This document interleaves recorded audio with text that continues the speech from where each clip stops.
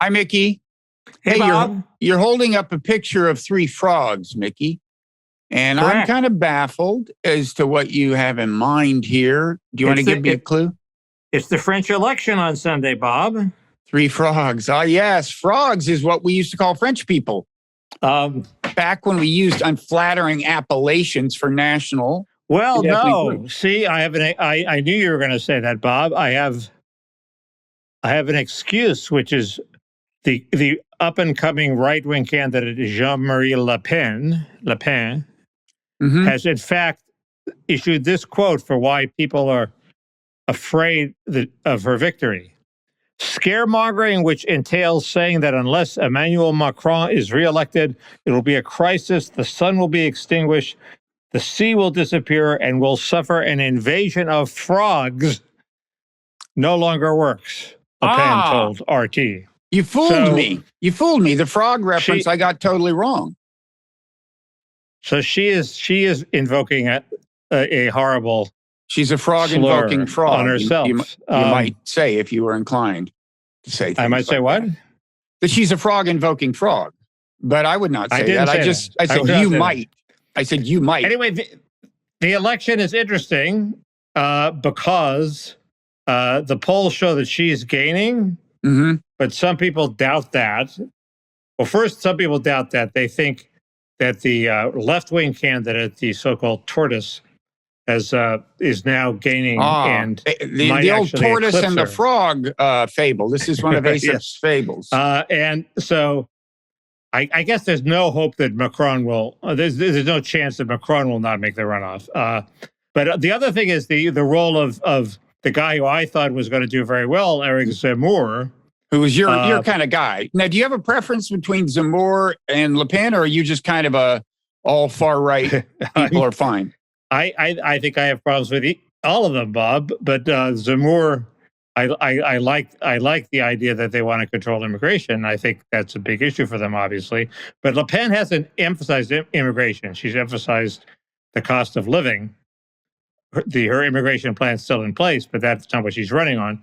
Zemmour, either you hear it two ways. Either he was so right-wing that he made her seem moderate, or the other theory I heard is that he appealed to the moderates and he was sort of the gateway drug, and she snuck in and grabbed some of the moderate vote when he faded. And why did he fade? He seems to have faded because he took too long to embrace Ukrainian refugees after the invasion, and he was slow to be pro-Ukraine. Well, that's the theory. Isn't it kind of hard for a person of his ideology to embrace refugees? I mean, he's kind of that's why he was slow. Border control guy, right? That's why he was slow. And she beat him to that punch. Yes, and she also I think moderated on the war also. And is her focus on cost of living, does that entail criticizing Macron for signing on to all the sanctions against Ukraine? That would make sense. I don't know. Logically. I don't know. Now, very good question. But seriously, your preference would be either Zemmour or Le Pen over Macron, or do I have that wrong? Am I relying on an outdated caricature of Mickey? I never said I was for Zemmour to actually win. No, I don't know who I'd vote for. I think I might vote for Macron. You think you might? Yeah, I mean, if I was French. If you were well, anyway, so you know what? If I were green. You know what Macron and Biden have in common, I think? So Macron has been fading in the polls, as you said, right? Yeah, he not that much, but he's went from like 24 to 22 or so, 26 to 24 or something. So you know what? Go ahead. No, I mean, the numbers are very low because there's going to be a runoff later. There are multiple candidates in the field. Mm-hmm. You would assume that some of them would shrink as they do in America, but maybe not. But it's got to be kind of a bad sign for people who aren't in your ideological zone that Le Pen and Zemmour, you add up their poll numbers, they're pretty high, right? What do you get? Do you get to 50%? No, you don't. I looked it up. You get to like 33%. Oh, is that all? Yeah. Otherwise, Le Pen would be the favorite in the runoff, but she's not. So So I get grief, or I got grief from people for saying they thought I was for saying that I thought I wished Orban would lose in Hungary, which I said just because I thought, hey, it would be good if Hungary proves that we're a democracy. You could have an actual election where the incumbent lost and there was a transition of power, and that maybe get rid of some of Orban's corruption and have a real free media. But that's not going to happen because he won a resounding victory. So you know what the answer is to the question, what do Macron and Biden have in common? Or what are they both discovering now, if they're paying attention?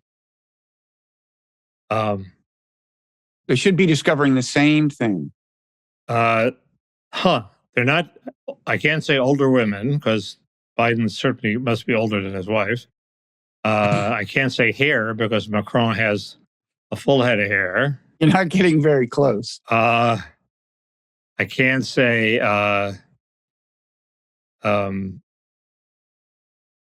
they discovered cognitive empathy.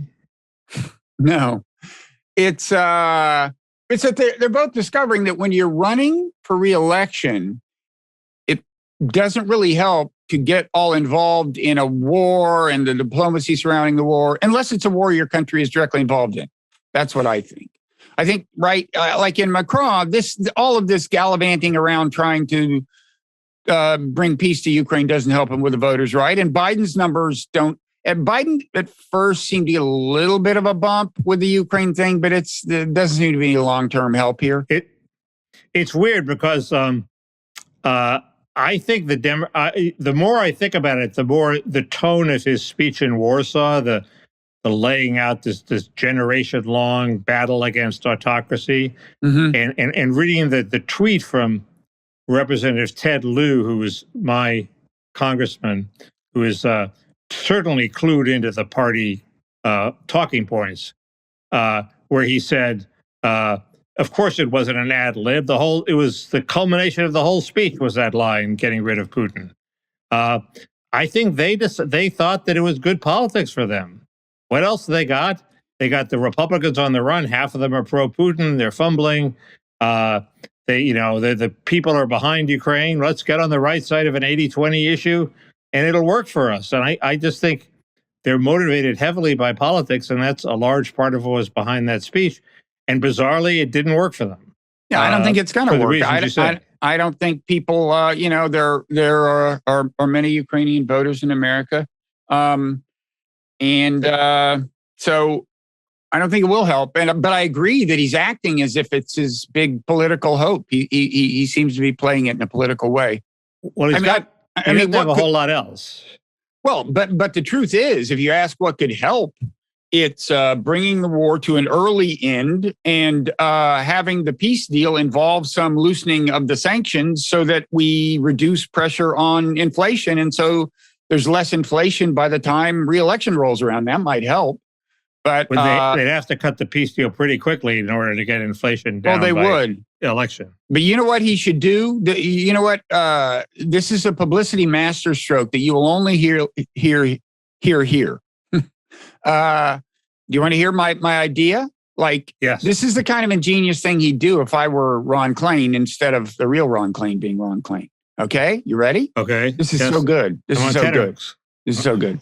So he says, anticipation. He gives this high-profile speech, and instead of saying Putin must go, he says, Vladimir Putin, for the good of the world, I invite you to declare a 2-week ceasefire right now, just so the Ukrainian farmers can plant their crops. This is the breadbasket of Europe.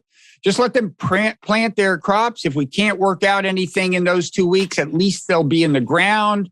If God willing, there's enough rain, they will grow. And by fall, we'll have wheat.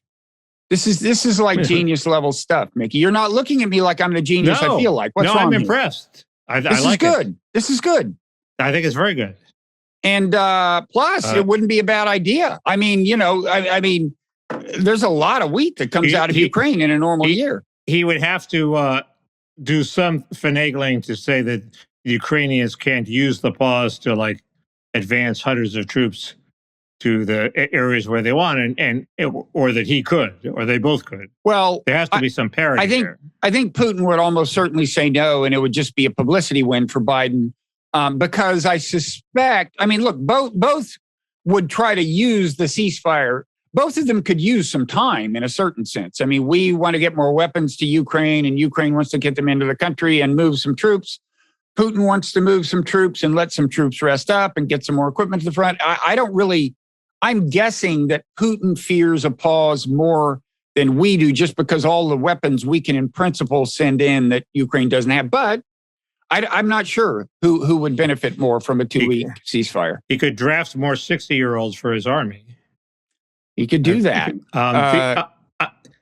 That's it's a good point, actually, that if, they just called up a bunch of conscripts, but under the normal timetable, it would take months to train them. On the other hand, they could do accelerated training for the ones who look most promising or something. And in that case, and you're hoping to get them out in combat in a month or something, 2 weeks would help him a lot. So I don't know how this plays out. The Friedman of Comet is Freed seemed to take a very pessimistic view from Putin's point of view, because he's now wreaked so much destruction even on the areas that are would be the most pro-Russian. Not that they're pro-Russian, but they're his best bets in the Donbass, that they hate him too. So he's going to lose a referendum because they don't want to be part of this guy who's if they destroyed their country. So if they have referenda in these like the Donbass republics or anywhere else, or Donbass provinces. I'm wondering about that, because one thing I'm wondering about is, as this thing moves east, I mean, if this were, 10 years ago and you had the Ukrainian troops moving to the east and, occupying towns as a part of the battle and stuff, I think they might have found themselves in a lot of pro-Russian areas. But in which case they would be kind of where the Russians were, when they were around Kyiv. Right. And I think that's, probably one reason you saw so many atrocities, is because they were in that situation. But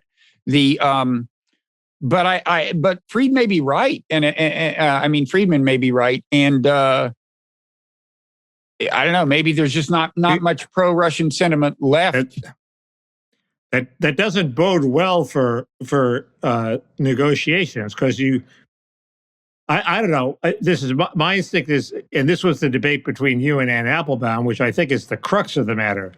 You have to sort of have Putin have some credible bit that he can bite off, or not necessarily a piece of land, but some credible thing that he gets where he can, retire while saving face. And it looks like the Donbass is going to go so badly that, that's not going to happen unless they just let him occupy territory and subdue a hostile population, which I guess is possible. But anyway, you had this debate with Ann Applebaum, and I was very happy that. Well, it wasn't. We haven't actually faced off, but I said something about her in my newsletter. Yes, and you criticized her in your newsletter, but it was helpful because basically, the problem with the neocons is, yes, they're very gung-ho and they're very emotional about defending Ukraine, but what exactly are they going to do? Do they want to do different than what everybody else wants? And everybody wants to give arms, so any sane person doesn't want a no-fly zone. I don't think Ann Applebaum wants a no-fly zone, but she took a very firm stand against pressuring Zelensky to give up any concessions at these talks. And you characterize your piece, and then I'll. Well, I think maybe she even took a harder line than that, saying I'll get to this to her actual quote pretty quickly, and we'll be able to read it. But she was, she was basically saying, don't give up any territory to Putin in exchange for a ceasefire, which is a weird thing to say, because normally you're not giving anything permanently for a ceasefire, you're just freezing the action where it was. But I took her to be saying, don't do a ceasefire until he's chased completely out of the country. That's the only way I can make anything coherent out of what she's saying. And, I think that's where are you nuts. getting this? Are you getting this from Twitter or her talk? Chicago. I was looking at tweets, and I'll read you her her tweet in just a second. It is verified photographs of the brutal mass murder of Ukrainian civilians. A reminder that that's different. It is I'll go ahead and read it. A reminder that the Russian army is not just seeking to conquer Ukraine; it is seeking to eliminate Ukrainians. Which, first of all, I think is borderline. I mean, I don't think that's a warranted conclusion that they're trying to eliminate Ukrainians, or even that you can attribute the atrocities to the Russian army broadly. In fact, today I was listening to the Ezra Klein podcast, and let's see, what's the name of the? Why do you keep doing that? I know. Well, he's a God among men, and you can't really blame me for listening to it. But anyway, his guest was Fiona Hill, and she said, she's nobody's idea of a Russia dove. And she said she thinks the atrocities reflect the breakdown of command and control within the military. In other words, these guys were freelancing. But I kind of digress. So now okay, maybe you're right, because here's what she tweets. She says, everyone who now calls for Zelensky to make, quote, territorial concessions in exchange for a ceasefire should remember that what this will actually mean, tens or hundreds of thousands of Ukrainians will die. So in other words, what she's imagining is that if the Russians occupy territory with Ukrainians, even in peacetime, it'll be genocide. They'll just kill them all. That's the only way I can make sense of these two tweets of hers. And I just think that's she could totally be unwarranted by the facts and kind of semi. Yeah. She could be saying that if that whatever peace you negotiate won't hold, and there will be another war in which hundreds of thousands of Ukrainians die. On the Munich analogy, she could be doing that. Remember, though, those two tweets I just read are in a single thread. She says, this is just proof the Russian army wants to eliminate Ukrainians. And then she says that's why a ceasefire where they get to hold on to territory will mean however many Ukrainians die. I mean, she's just, I don't understand why people why mainstream media gives so much airtime to somebody who was so close to unhinged. I'm sorry. This is just not a balanced perspective. We'll get to that. But she hadn't quite come out and said in those tweets that you're reading from that we shouldn't put pressure on Zelensky. And she had a to be sure paragraph that said, of course, Zelensky may have some only bad choices facing him, and he may choose to give some concessions to Putin. She hadn't come right out and said that she was against people calling on Zelensky to make concessions if they're willing to concede that hundreds of thousands of Ukrainians were going to die. As long as they put that in the calculus, maybe. But that's not what she means. She's saying they should remember this is obviously the wrong thing to do and a bad idea. Luckily, I wrote it so vaguely that she tweeted back to me and said, I am against outsiders calling on Zelensky to make territorial concessions. So there we have it. She's against outsiders calling on Zelensky to make territorial concessions. And I don't know. That's a clear difference between people who are willing to pressure Zelensky to make concessions and people who aren't. And I'm with you, but at least we finally have some daylight between you and the neocons. My God. It's been a long time coming, right?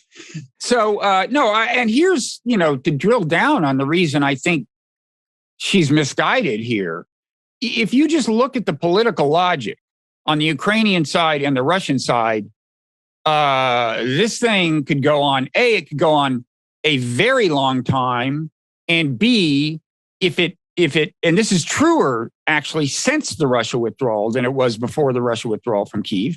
And B, if it turns against the Russians, then Putin could do some very extreme things. And what I mean by that is this. So first of all, on the Ukrainian side, with the Russian withdrawal, Ukrainians are starting to think, well, maybe we can push them out of the rest of the territory they're occupying. So the goalposts are kind of moving. And they are understandably pissed off, to say the least, about the atrocities. So they're saying the Russians deserve this. So there's more and more motivation on the Ukrainian side. Meanwhile, they're going to get more and more weapons because, and partly as a result of the atrocities from the West. Now you look at Putin's side, the withdrawal is kind of a humiliation, and it's part of this thing not going well for the Russians, and lots of Russians dying and material being lost. All of this puts pressure on Putin to show real gains. He's got to politically, if he wants to avoid a palace coup, and I'm sure he's thinking about this, he's really got to, and so many Russian troops are gonna die and be maimed and so on, and he's got to have something to show. At a bare minimum, he's got to have all of Luhansk and Donetsk, which he doesn't have yet. He probably is planning to hang on to everything else the Russians are occupying. But the other big thing, I think, in his calculus is, with the evidence of atrocities and with Biden calling him a war criminal, he's got to be realizing that if he is deposed in a palace coup, he cannot count on like a worry-free retirement. I mean, remember what happened to Slobodan Milosevic, right? The successor government, I mean, he just lost an election, I think. But anyway, once he's out of office, Serbia traded him to an international tribunal for EU membership. In the case of Russia, you can imagine them trading Putin in exchange for sanctions relief.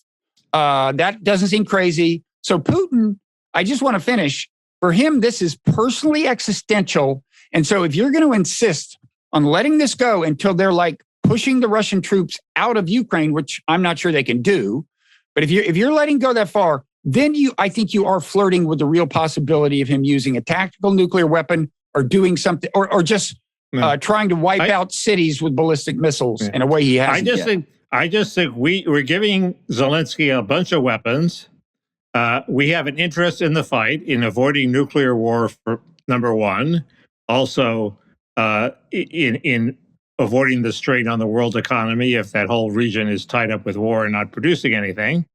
And we have a right to pressure him. I mean, I'm not saying we should order him around. I'm not saying, that he doesn't. It's not ultimately his call. But there's pressure, and we have a right to say exactly what you said, which is give some concessions. I would like to think that concessions would be in areas where there actually is pro-Russia sentiment, but there are very few of those areas now. I would assume Crimea is the only one.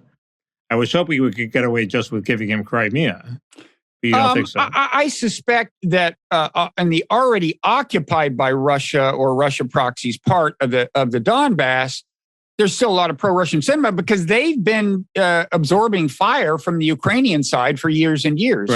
Right. Look, the pro-Russia Twitter claims there was a lot of pro-Russian sentiment in Mariupol and so on. I don't know which is part of Donetsk province, but I don't know what the deal is. And I want to say, look, I consider it, a very unfortunate sacrifice to make to give Putin any reward at all for invading. He violated international law, but nuclear war is worse than that. You're losing in my comment section. You're losing. And Applebaum has hundreds of fans, and they're all coming in and saying it's despicable to give this butcher any concessions at all. And I'm with you, Ann. That is the level of thought that goes into it from her side, I think, as well, not just her fans. It's like, he's a butcher? Well, this can't stand. I mean, come on, step back. We're talking about a whole fucking world full of people here, okay? It's not just you and your Twitter fans and your emotions. Yeah, you'll be happy that she is being trashed on Twitter for another reason. Basically, she was at this big Atlantic conference on disinformation. This was like almost a coordinated push to declare we're worried about disinformation. They got Obama to talk about disinformation, and he had an interview with Jeffrey Goldberg, Bob. I know you're an admirer of his, and they asked Ann Applebaum, who had an interview on stage at this event. Somebody asked her about Hunter Biden, and she said, "Well, I just don't care about Hunter Biden." and she seemed haughty and arrogant to people who do care about Hunter Biden. And I dare say, if it was Don Trump Jr., she would care about him. So, she's getting a lot of grief for that, and I don't know. I assume she'll still emerge from it as a star, but I've always found her a little excitable and overheated, and well, I don't think passionate. I haven't noticed it being as bad as it is with this particular issue. I mean, she's always been, I guess, either a neocon or quasi-neocon. She, of course, supported the Iraq War. Her feelings about violating international law seem to fluctuate over the years. She's against it when other countries do it, but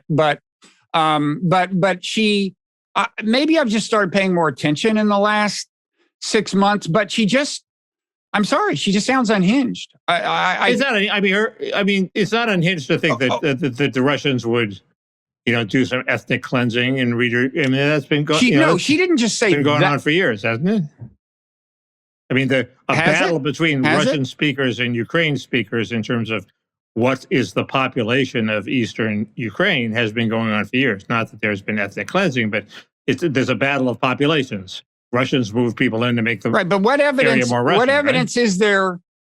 I mean, first of all, eliminate Ukrainians doesn't mean ethnic cleansing. It means kill them. And if she doesn't mean that, she should speak English more clearly. She said eliminate Ukrainians. Okay, it was in the wake of Ukrainians actually being killed. That's clearly what she meant. She says the goal of the Russian military is to eliminate Ukrainians. I'm sorry. I mean, I know some horrible things have happened in this war, and obviously I'm not on the side of the Russians, but that's crazy talk. Now, it could be there's a secret plan, but there's just not evidence of it. Now I'm going to try to end your career. Is it genocide? Oh, well, I mean, the meaning of that word has changed over time. It's up to you. I just would say, if it keeps moving in the direction it's going in, we need a new generic term for the Holocaust, because now people use the word genocide to apply to things that are orders of magnitude less atrocious than the Holocaust. So I should fill in readers that you've gotten in debates before over denying that something way less than a Holocaust was genocide. It didn't even rise to that level. It's a long story about Jeffrey Goldberg taking a cheap shot. I never made any kind of sustained argument about what is and isn't. I just said, here's the definition of genocide in my dictionary, quoted the definition, and that is in fact the definition. It used to refer to an actual attempt to wipe out an ethnic group. Right. And now the human rights community itself has started defining it more and more broadly. And now lately, especially amid kind of the China tension, there's with respect to both China and Russia, there's just kind of in all kinds of realms, there's pretty loose definitions being used. Like many other terms, like white supremacy and violence and asylum, once the interest groups and the lawyers get around to rewriting the definitions, they get much, much broader and depart from what people thought they were before. I don't think that's the main. Is another one. It's a cultural, wiping out cultural traditions without killing people, I think, is now genocide. It's like, well, if you call that cultural genocide, fine. Then that specifies you're talking about the culture. Yeah. But let me just say, I actually think the main driver of it is the same driver that has led the word racism to mean to younger people something way beyond what it means to you and me, which is just that, terms like this that can be used, to denigrate people because they are terms with legitimately negative connotations. There's always a temptation to apply them loosely, because when you want to demonize somebody, you might loosely call them a racist or loosely accuse them of genocide. And so I think that's the big driver of the loosening of the definitions. Right. Yeah. And again, it's fine if the definitions change. Language evolves. It's just it just leads to misunderstanding when different people are assuming different things. And what's important about Applebaum is not Applebaum, but that is that is an emerging schism between more neoconish people and other people who wanted more pressure for an immediate ceasefire. I noticed that the Kochs sent around a memo, or one of the Kochs sent around a memo saying the best thing for America is if we negotiate a quick ceasefire. Yeah, but they were never neocons. Those are paleocons on foreign policy. Yeah. No, I'm saying, but they're on the other side of the schism. I'm just saying that is at least they're fighting about something now. Which you mean conservatives? Well, at least it's not just all emotion. There's an actual. I just didn't. The debate mystified me before because we had David Frum and Applebaum sort of getting all passionate about Putin, and nobody disagreed with them. What were they saying different than anybody else said? Now there is something. So, yeah, I mean, I don't know that Applebaum would ever have called herself a conservative or a neocon for that matter. Really, you wouldn't? I don't know that she would have. I don't know she would have. I'm not that up on her domestic policy views. My definition of neocon has broadened like the definition of genocide. So. Who does it include now? Anybody who disagrees with me. I'm on board. We got a bunch of other things to talk about. I'm unduly obsessed with Ukraine, so you'll have to tell me what those are. Well, there's Elon Musk buying 9.4% of Twitter. I thought it was 11. Maybe it's up to 11 now. The interesting thing, which I didn't realize, is part of the deal of him joining the board of directors of Twitter is he's capped at like 14.9%. So he can't buy the whole company, which he obviously could if he wanted to. So the question of the hour is, he's done a great job shaking things up. He's disrupted the establishment's disinformation week, where we were supposed to all lay the predicate for censorship by bemoaning disinformation. But what is he really going to be able to change Twitter? Which I would think would be quite difficult because there are a bunch of dug-in woke millennials there, and they're not going to leave. They're going to become the deep state of Twitter and try to persist in monkeying with the algorithm to censor conservatives, especially in advance of the midterm election.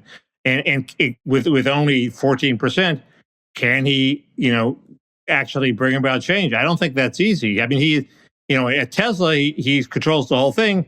So if he wants to fire his whole PR department, he fires his whole PR department, which he did. But I don't think he can do that at Twitter. No, so I think he may get frustrated and just go away. I didn't know about the 14% limit.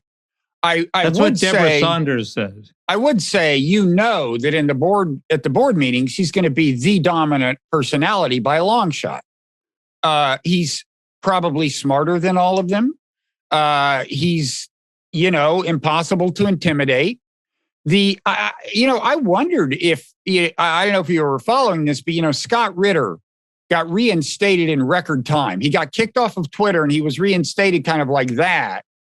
I mean, I don't think he got kicked off before Musk bought the stock, but I think maybe it took a little while for the nickel to drop for the people at Twitter. Is like, now that Elon is here, let's don't so casually be kicking people off of Twitter. But that's just deep Twitter. That'll last for as long as they have to, and then they'll go back to their old ways.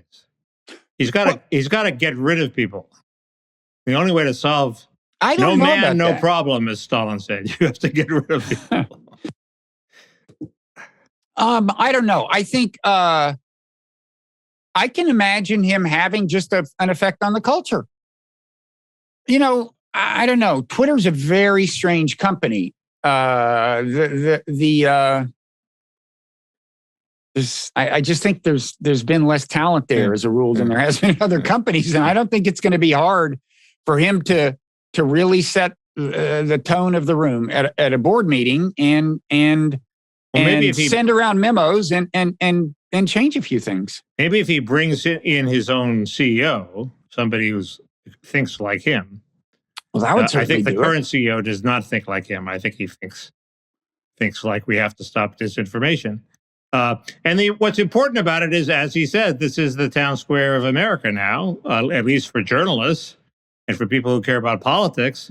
This is where it's at. If the playing field is jimmied in one direction, that that will, even if it doesn't affect the election, it breeds incredible resentment.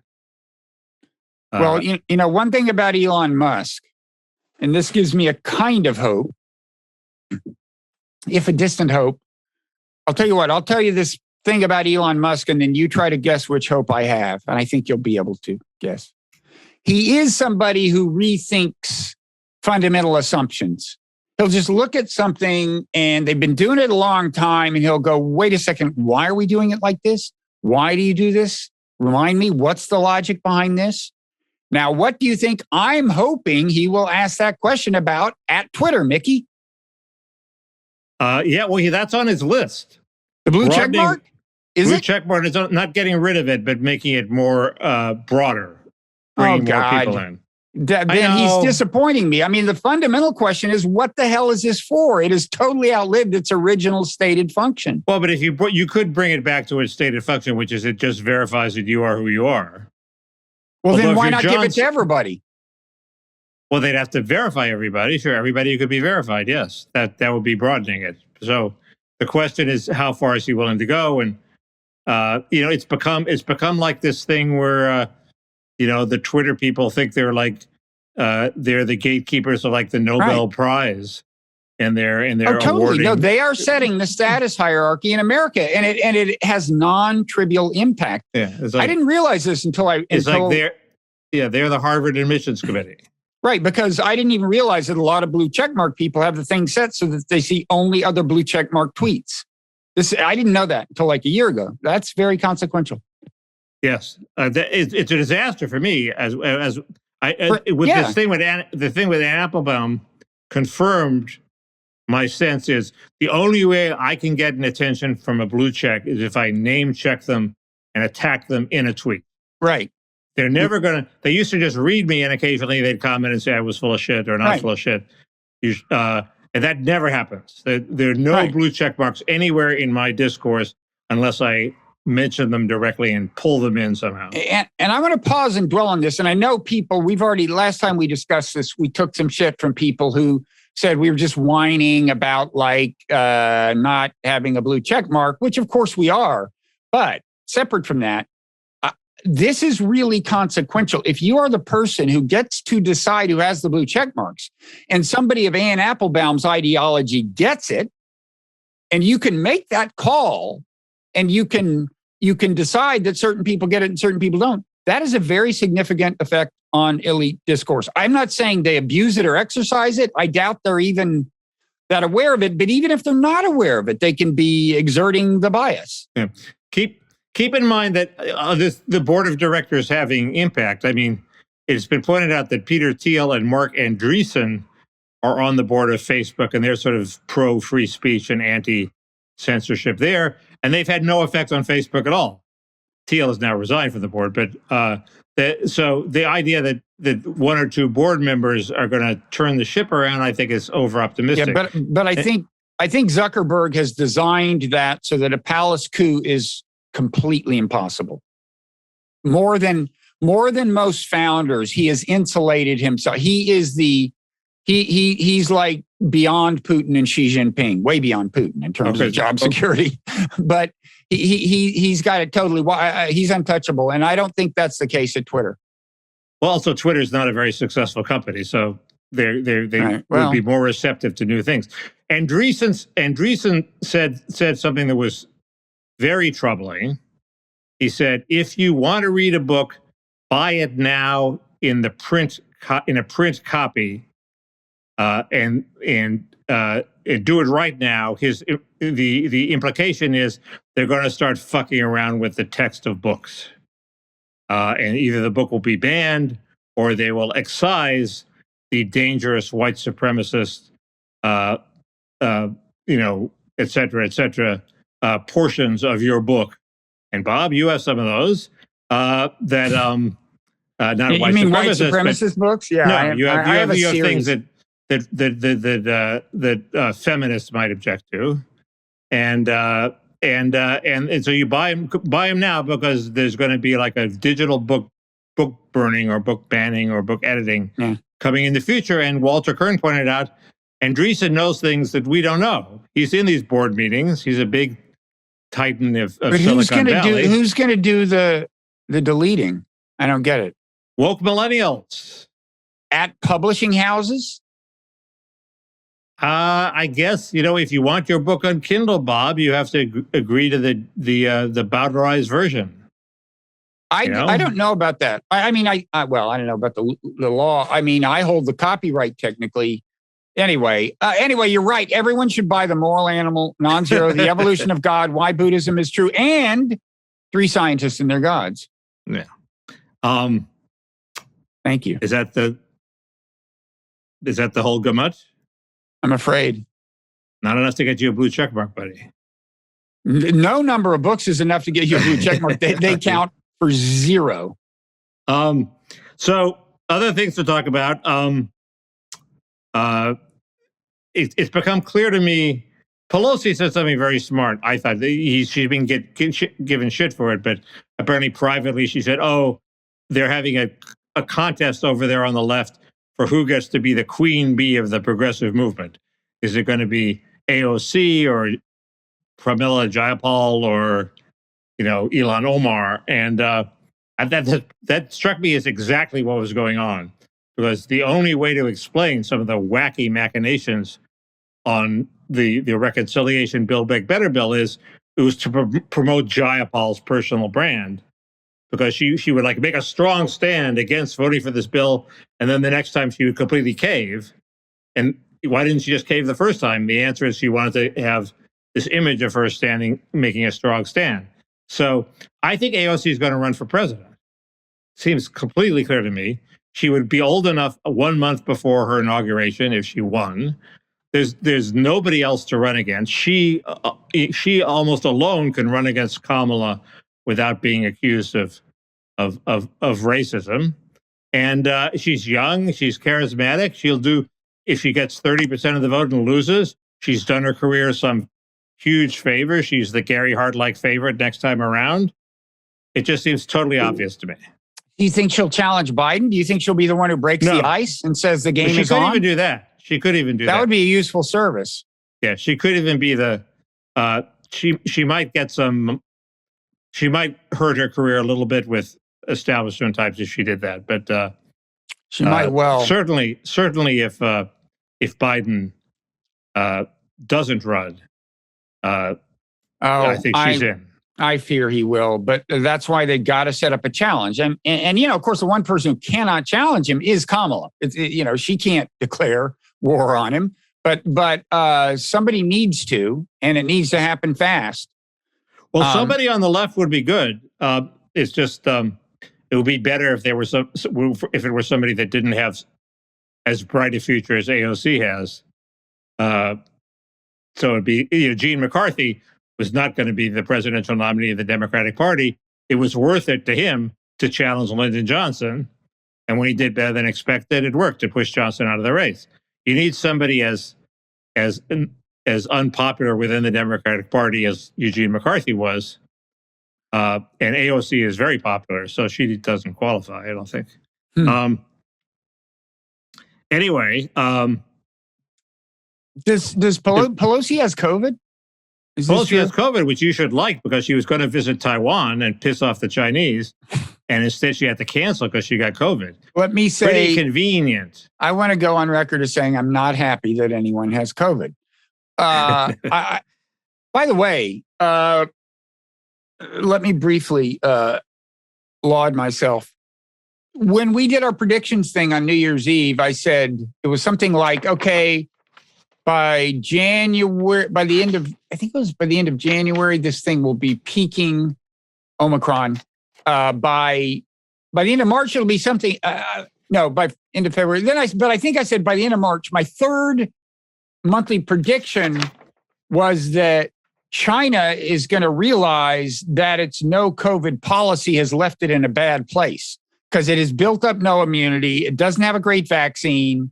And that seems to be happening now. I mean, I'm not celebrating it, but that really, China at the moment is running into serious trouble. In Shanghai, the thing looks close to out of control. And at least the only way they are going to control it and get back to zero COVID is by paying a significant economic cost, which means the whole world does. Here's where I'm not sure your prediction was correct, which is, I think I mentioned this last week. I know more people who have COVID now than ever before. It seems like everybody's getting it. All the, you're nobody in Washington if your book party wasn't a super spreader event. This is the second. Yeah. Gridiron was a super spreader event. Pelosi's getting it. And I found when a lot of famous people are getting it, that's usually a sign that it's going crazy. Well, this is the new variant of Omicron, right? Yeah. And if people are recovering quickly, they aren't dying, but we don't know the long term. The problem is, even if you get it and recover, we don't know what it's done to your body.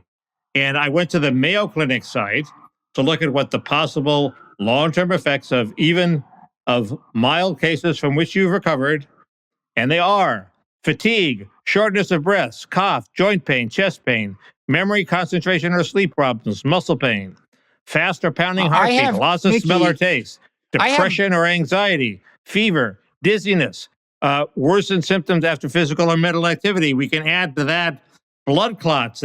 Clots get in the capillaries of your heart. They don't do any good there. Male infertility, Bob, low sperm counts. We just shouldn't be happy. I'm sorry. We should still be fighting COVID. There's only like 2 of those things I don't already have, so I don't really see what the problem is. You don't have to tell which ones they are. I'm not. That's in the Parrot Room. I will tell people which ones I don't have.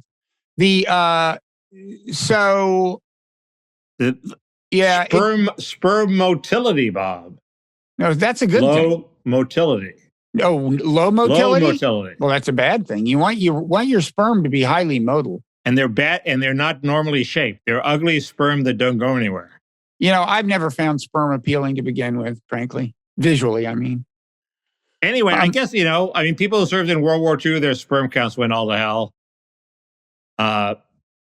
So it's not... Wait, is that true? Yeah, a lot of people who had infections in the Pacific. Oh. My father had an infection in the Pacific. His sperm count was very low, yet here we are. So it's okay. Right? Well, I don't know. I'll let people judge whether we're really okay. Anyway, it just seems to me that everybody's so eager to get over with it. They're ignoring the fact that everybody's getting it. And it seems maybe there's a downside to that is not being publicized. Deaths per day is down under 600, which is... People aren't dying, people aren't being hospitalized, but we don't know down the road what's going to happen. That's all I'm saying. Oh, life is full of uncertainty. I just, you hear these symptoms, and I think this reflects a failure to do solid research, but you hear these symptoms of long COVID, and what you can't get is any kind of sense for what percentage of COVID sufferers wind up with them. That's what I'd like to know. I mean, shouldn't our government be doing the kind of research that illuminates that question? I ask you. Yes, and why would they not want you to know that? The answer to that, because it would be high or it would be low. I don't think it's a conspiracy to keep the information from us. It just takes a very well designed study to find out, and our government doesn't have its shit together. We already knew that, didn't we? So what else? Ketanji Brown Jackson. Yes, I was hoping we would be the only show around that completely ignored Ketanji Brown Jackson. No, but Mickey, this is relevant because this means that the Supreme Court no longer consists of a majority of white males, which means the last bastion of white male supremacy is our podcast. We are the hope. We are the hope of old white males, right here. Is that true? I think we should both have security details. This is so important to the future of America. No, there are other white male podcasts. I was kidding. No, is it true that the majority of the Supreme Court isn't white and male? I heard somebody say that. Let's do the math. Sotomayor, Jackson, Clarence Thomas, Elena Kagan is 4, and then what's her name? Amy Coney Barrett. That's it. We're done. Okay. We're done, brother. Hope you had a good time because this shit is over. There's Disney promoting niche sexuality, let's put it that way. Which niche? Which niche, Mickey? All of them, as far as I can see. And so that just rules out hetero white male sex, or what? Yeah, they're but I don't quite know to the extent to which it's actually, is it a minority within Disney that makes a lot of noise, or is actually every Disney movie going to have 50% underrepresented sexuality? Well, where's it showing up in movies? In the niche sexuality? What do you mean in theory? Is it there or not? That's what I don't know. I mean, our kids being shown cartoons with non-binary kids as characters. I just think that if that were happening, it would instantly be on right-wing Twitter, and I would know about it. So I'm assuming it's in the planning stage, but not yet in the realized stage. Wait, I'm confused. Are you saying that there is any reason at all to believe this is happening, or you're just... Oh, yeah. There were videos of like people, Disney executives talking on Zoom calls about how I intend for 50% of our characters to be LGBTQ, blah, blah, blah. And, but you don't know if that's just somebody who they tolerate on the Zoom call, or is that the person who's actually in charge of programming? There's an actual rule in Hollywood now, right, about the percentage of people on the staff, the production staff. That's the production altogether. staff. That's not the content of the film. Okay. But in Hollywood, these quotas, these quotas being ultra woke, tend to actually happen. So they weren't just talking about the quota; they now actually have a quota. Mm-hmm. So but corporations have been known to try to buy off minorities without actually going there. So I don't know. If I were a parent, I would be worried, I guess. If you were a certain kind of parent, if you were another kind, you wouldn't be. Parent. Yes, correct. Right. All the parents I know are my kind of parent. Okay. Except with the exception of maybe you. I'm a parent, and I'm not giving much thought to this, possibly because my daughters are grown up. Correct. But that's, these issues seem to be having traction with voters. Oh, it wouldn't shock me. I mean, that was one of the lessons of the Youngkin election in Virginia. No, I think it's. I suspect it can be used to the disadvantage of the Democrats at the polls. Yes. I mean, and like the athletics issue, the lot of stuff. We still anyway that the Democrats still haven't come up with an issue that they can use to not lose big in the midterms. No, I think they're hurting. I mean, inflation, and this is like, I don't know. That's the crazy thing. Is Biden thinking apparently that the ticket to popularity in America is to put a new sanction on Russia every 37 minutes, when the one thing we know a lot of these sanctions do is increase inflation. Right. And then another thing we know is that voters don't like inflation. And the other thing he's doing, of course, is removing the one border control policy he had, which was this health emergency chapter 42, title 42, that let him send back half the people just on the basis of, we don't want you might have disease. And so he's going to get rid of that. And there are four possible reasons why he's doing that. One is he wants people to beg them to reinstate it, and they're starting to do that. The Democrats are so terrified that all the ones in swing states, especially near the border, are imploring him to reinstate it, like the candidate in Nevada and Arizona. The Democrats are all imploring him. So he wants to be forced to do it. The second thing would be that he wants to, no crisis goes to waste. He wants to use this in order to get some sort of big immigration bill, comprehensive amnesty. And they're actually starting talks and you know how I feel about that, Bob. They're starting talks I do. with Republican sellout Tom Tillis and Dick Durbin on how to pass a big immigration bill. So he could be heightening the contradictions Lenin style in order to have a crisis that then doesn't go to waste that they solve on his terms. He could be satisfied with what Mayorkas wants to do, which is not an amnesty, but basically you let everybody in and you deputize officials just to give a permanent amnesty on the basis of sort of an instant assessment. So basically, you let everybody in. Or it could just be monumentally stupid. That's the fourth option. I would tend to favor the fourth option, but you never know. Well, you should send a memo to one of your White House friends that they can use this second variant of Omicron as an excuse to walk back their policy. That's a very good idea. Hey, that's the second. Good idea I've had for Joe Biden. If it worked for Pelosi, it could work. So you're for actually you writing this down. You're going to email Bruce Reed. Bruce Reed. I sent him one email and he didn't answer. I think he's smart enough to realize this. If it's his call. You never know. These guys are busy. They're not getting sleep. That's why they need us. Because we are getting sleep. And tell him, and while you're emailing him, tell him that idea about challenging Putin to a 2-week ceasefire to let the Ukrainian farmers plant their wheat. Okay. Maybe we should issue a joint communique every week telling them what to do. Yeah, we should challenge them to challenge Putin. We will issue a challenge communique. Yeah. There's a bunch of politics news. There's Sarah Palin running for Congress.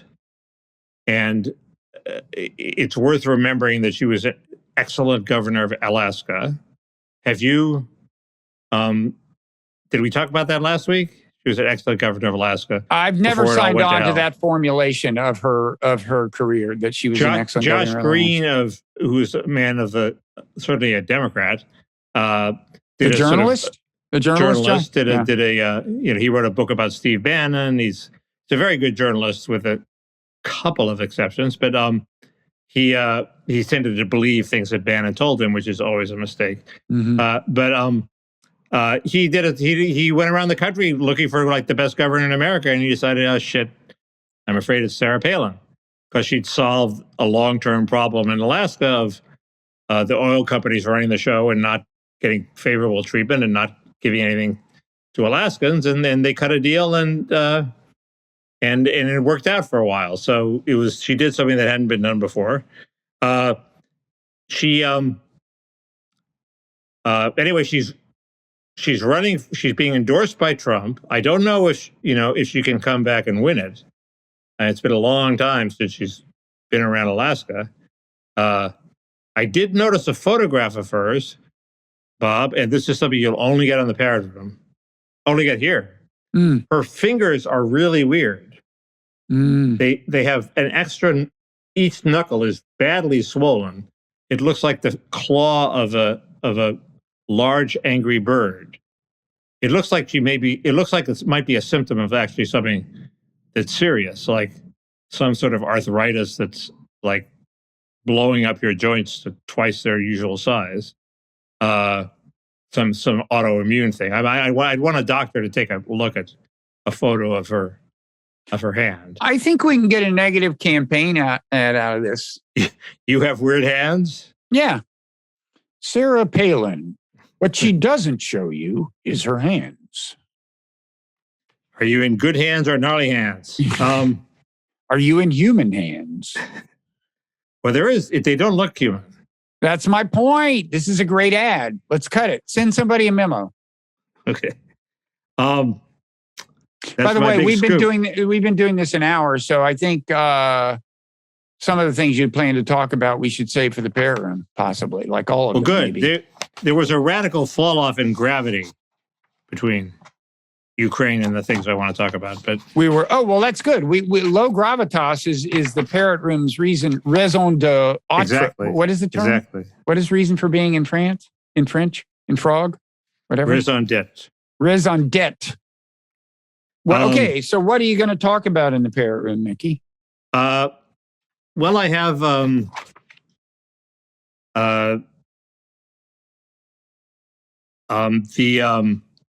this guy Richard Hanania, who I think you know. Hanania. Okay, I'm sorry. Wrote an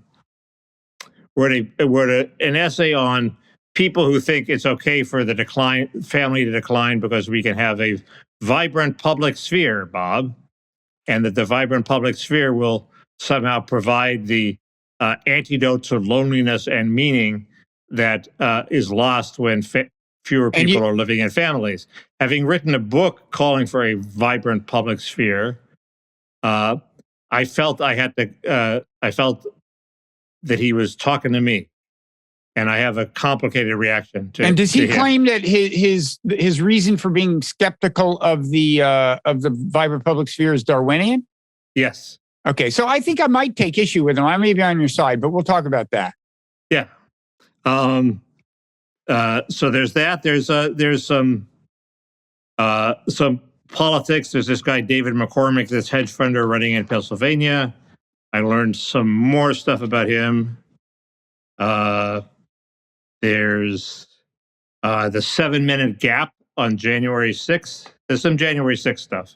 Trump's gap. There's a 7-minute gap, and a guy got acquitted just recently. We talked a little about that in last week's, maybe in the Parrot Room, but there's no such thing as too much talk about that, if you ask me. We did talk about the 7-minute gap because the right is claiming that it's now completely disintegrated and it was a completely fake story. Now, I made some kind of Rosemary Woods reference, remember? Right. But the people are saying, no, it's not Rosemary Woods. Rosemary Woods is thought to have actually intentionally deleted things. And there's not evidence of that, although I'm not sure that there's not some weirdness going on. Okay. There's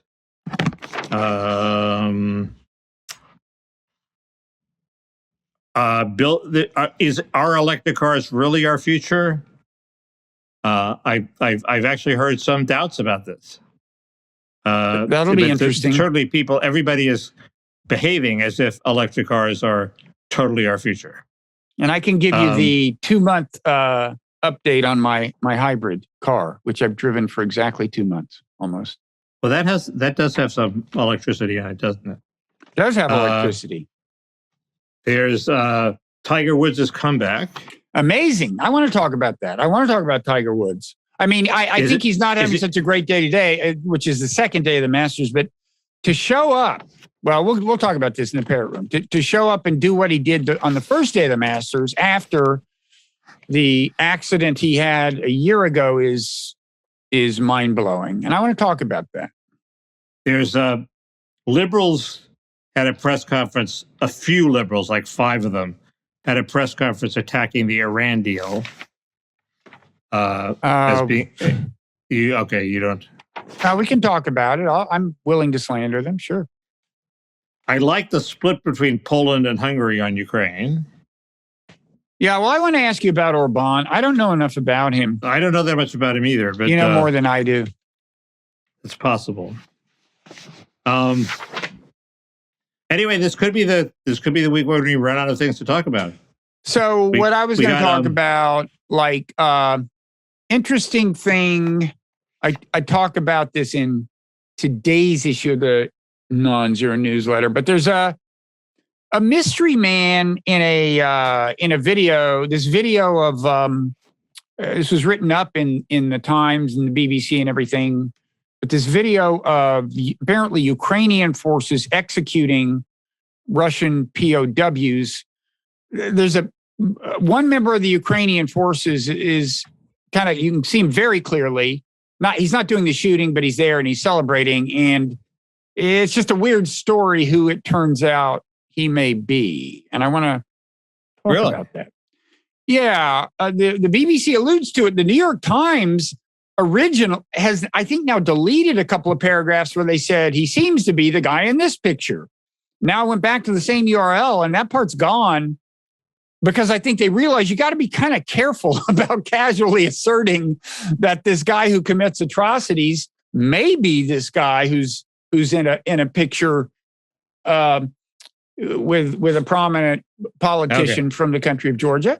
But I want to talk about that and the whole thing, and maybe a little more, the whole, maybe some of the various conspiracy theories surrounding all of this, none of which seem to me well substantiated so far, but one of which is what got Scott Ritter kicked off of Twitter. Talk about that. I have been listening to this book by William Burns, director of the CIA, about his history and diplomacy. I want to talk about that a little. I'll say a little about the movie Drive My Car, which I finished watching, Japanese movie that was up for Best Picture. One of our commenters wanted us me to try to show some cognitive empathy to Trump, look at things from his point of view, understand his perspective better. I'm willing to take a look at that. By the way, on the I want to give a couple of media awards. I often criticize like the Times and the Post, but they've on Ukraine along a particular dimension, they've shown, I think, commendable, almost courageous balance. I want to complain, Mickey, that my theory of Will Smith, which I trotted out in the Parrot Room last week, was not hailed as the pioneering and path-breaking work I think it is, as the very Rosetta Stone of Will Smithism. If you read the web pages devoted to celebrity gossip, there's a lot of stuff about Jada Pinkett's affair with this rapper. Yeah, and is he writing a tell-all book? He's saying he's not writing a tell-all book. There are these pictures of them together. I mean, it's the weirdness of the marriage is front and center. Yeah, and today, did you see the video from 2019 that she shot of him and him talking about? I was totally with him. Yeah. Is that the one where he says, "I'm in my home, turn off the fucking camera"? Turn that shit off. Yeah. Yeah, well, he's right. Still, I mean, I wouldn't want this camera running all the time while I was at home, man. Jeez. No, but it still doesn't look that great when he says social media is my bread and butter. You're not supposed to say that out loud if social media is your bread and butter. It's supposed to seem authentic, Is it Will Smith's bread and butter? I don't think so. Well, he said it was. That's what he says wrong in the video. He's wrong. Okay, so I don't know what else. Is that it? We'll stumble onto other stuff. Yes. Should I get a fourth shot? Yeah, that'll bring him in. That'll bring him in. Maybe I'll read some. There's this hedge funder named Ray Dalio who runs a cult-like firm. Yeah. Didn't he write he wrote a bestseller, didn't he? Right, and somebody sent me the bestseller, so maybe I'll read it and discover. Yeah, why don't you read it out loud? How full of shit he is. We'll read the whole book out loud in the Parrot Room. So Parrot Room is at patreon.com/Parrot Room, where people can show their support for us, for one thing, right, Mickey? I mean, should we just make it a flat-out appeal for charity and pity? Want to do that? At this point, that might work. That might work. We've exhausted all other approaches. Folks, we're suffering. Take a good look at Mickey. Take pity on us. Don't you want to help? Yeah. Okay. So if I can find the off button, I'll click it. We'll head into the Parrot Room and we'll see the people who really love us there.